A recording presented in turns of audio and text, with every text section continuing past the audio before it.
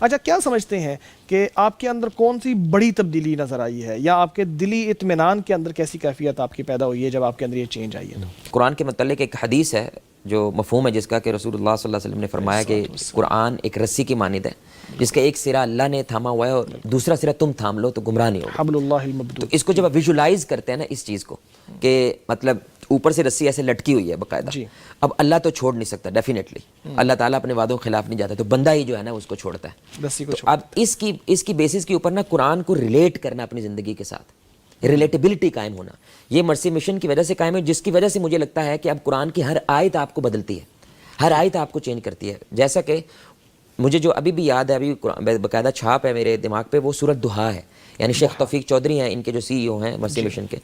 اور ابھی بھی ان کی جو وہ ویڈیو ملینز میں ہے ماشاءاللہ یوٹیوب پہ موجود ہے. انہوں نے سورۃ دہا کو پیش کیا، تو ہم سورۃ دہا کو سنگولر لیتے ہیں، یعنی نبی کی شان کے لیے اس سورت کو پڑھتے ہیں کہ یہ نبی صلی اللہ علیہ وسلم کو اللہ تعالیٰ بول رہے ہیں، لیکن یہ قرآن قیامت تک کے لیے، تو وہ قرآن پلورل سینس کے اندر مجھے بھی بول رہا ہے. تو اب آپ جب کوئی تکلیف میں ہے، پریشان میں ہے، تو اب آپ اپنی پریشانی کو مد نظر رکھتے ہوئے سورۃ دہا کو پڑھیں کہ اللہ تعالیٰ تمہیں کبھی نہیں چھوڑے گا، تمہارے لیے آخرت بہتر ہے، اللہ تمہیں اتنا دے گا کہ تمہیں راضی کر دے گا. یاد کرو وہ فلاں فلاں جگہ سے تمہیں میں نے کیسے نکالا تھا، وہ فلاں جگہ سے کیسے نکالا تھا. اس لیے لوگوں کے دکھ سنو، اب لوگوں کی تکلیفیں سنو، اور زندگی کو انجوائے کرتے ہوئے اللہ نے جو نعمتیں دی ہیں ان کے ساتھ گزارو. بہت خوب. اب یہ جو ایک پوری کی پوری صورت ہے، قرآن 5 سٹیپس ہیں اپنے اوپر امپلیمنٹ کرنے کا جو آپ نے راستہ اب ابھی بھی جب بھی مجھے کوئی ایسا ڈاؤن سائڈ آتی ہے لائف کے اندر، تو نماز کے اندر ہم الحمدللہ سورۃ دہا پڑھتا ہوں، میں بھی، میری مسز بھی، اور ہم ریلیٹ کرتے ہیں اس کے ساتھ کہ اللہ مجھے کہہ رہا ہے کہ تجھے اللہ نے چھوڑا نہیں ہے. شیطان کو یہ مت کہنے دینا کہ تو برا ہے، تو گنہگار ہو گیا ہے، تو دین سے بھاگ گیا، اس لیے تیرا کام نہیں ہو رہا کیونکہ اللہ تیرے سے ناراض ہو گیا. تو اللہ تیرے سے ناراض نہیں ہے، اللہ نے ابھی ابھی تجھے سورۃ الفاتحہ کا جواب دیا ہے، اور فاتحہ کا جواب دے کے تو پھر یہ بات پڑھ رہا ہے کہ اللہ تعالیٰ تمہیں کبھی نہیں چھوڑے گا، جیسا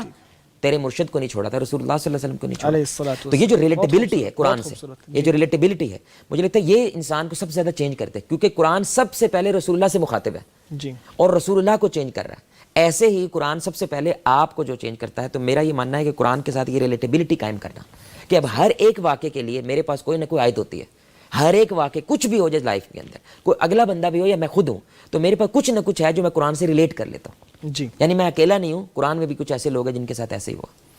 جی اچھا، آپ کیا سمجھتے ہیں کہ اگر کوئی بندہ اپنی زندگی کو قرآن سے جوڑنا چاہ رہا ہے تو اس کا فرسٹ اسٹیپ کیا ہونا چاہیے؟ کیسے اس کو قرآن کریم کے ساتھ اپنی زندگی کو جوڑنا چاہیے؟ مجھے ایسا لگتا ہے کہ جیسے اب ظاہری بات ہے، جو کہتے ہیں آپ جس راستے سے گزرے ہیں تو آپ وہی راستہ دوسرے کو ریکمینڈ کرتے ہیں، جو اپنے لیے پسند کرو، اپنے بھائی کے لیے پسند کرو. تو ابھی بھی میں اگر کبھی ڈاؤن فیل کر رہا ہوں تو میں کچھ ایسی ویڈیوز دیکھتا ہوں، کچھ ایسی چیزیں دیکھتا ہوں جو نان مسلمز ہیں، اسپیشلی ان کے جو انٹلیکچوئل جب مسلمان ہوتے ہیں، مثلا کوئی ٹی وی اینکر مسلمان ہوا ہے یا کوئی ایکٹر مسلمان، کوئی سائنٹسٹ مسلمان، تو اس کی وہ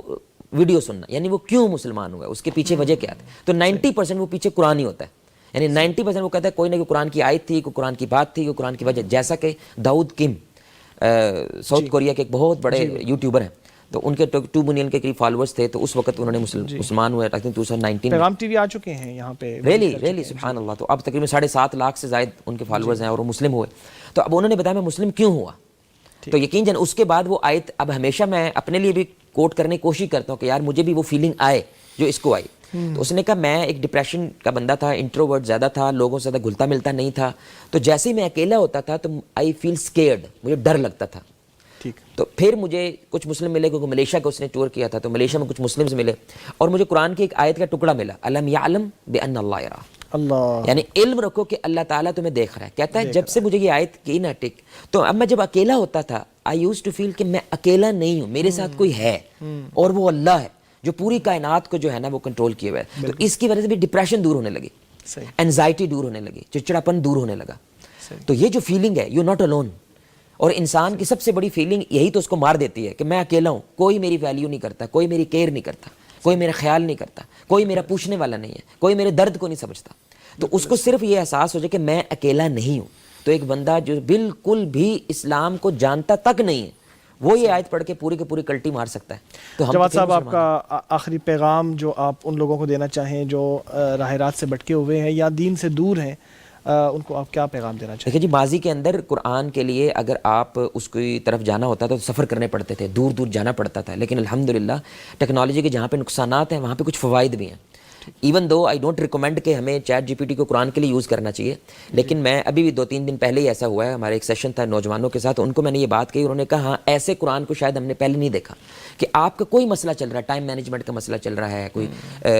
کسی شادی کرنے کی کوشش کر رہے ہیں، شادی نہیں ہو پا رہی، اس کا مسئلہ، کچھ بھی مسئلہ چل رہا ہے، آپ وہ مسئلہ چیٹ جی پی ٹی کو بتائیں اور کہیں کہ مجھے قرآن کے متعلق اس کے بارے میں کوئی نیڑے بھی ہے، کوئی نزدیک بھی کچھ ہے تو وہ قرآن کو کچھ بتاؤ، لیکن پھر اس پہ ڈیپینڈ نہ کریں، کیونکہ وہ آیت کبھی کریٹ بھی کر دیتا ہے، اس کو آپ تفسیر پڑھ لیں، بالکل ٹھیک، اس قرآن کی آپ جو ہے ترجمہ پڑھیں، وہاں سے ریفرنس لے کے آپ قرآن کریم کی تفسیر میں ڈائیو ان کریں، یعنی اس میں گوتا لگائیں، وہ لازم آپ کو ہٹ کرے، کیونکہ اللہ کہتا ہے فیہ ذکرکم، یعنی اس میں تمہارا ذکر ہے، تمہارے مسئلوں کا ذکر ہے، ظاہر بات ہے قرآن اللہ کے لیے تھوڑی ہے، قرآن اللہ تعالیٰ نے ہمارے لیے نازل کی ہے۔